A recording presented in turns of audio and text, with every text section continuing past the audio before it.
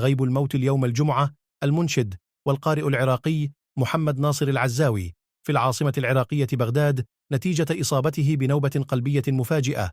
وكتب شقيقه المنشد مصطفى العزاوي على حسابه الرسمي في فيسبوك: أخي المشد والقارئ محمد العزاوي في ذمة، ولا نقول إلا ما يرضي الله، إنا لله وإنا إليه راجعون.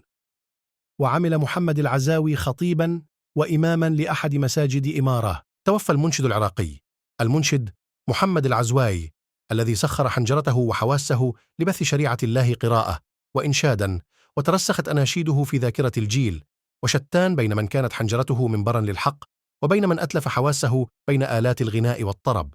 رحل العزاوي. سبب وفاة المنشد محمد العزاوي المنشد العراقي صاحب الصوت الشجي محمد ناصر العزاوي توفى اليوم عن عمر ناهز 53 عاما.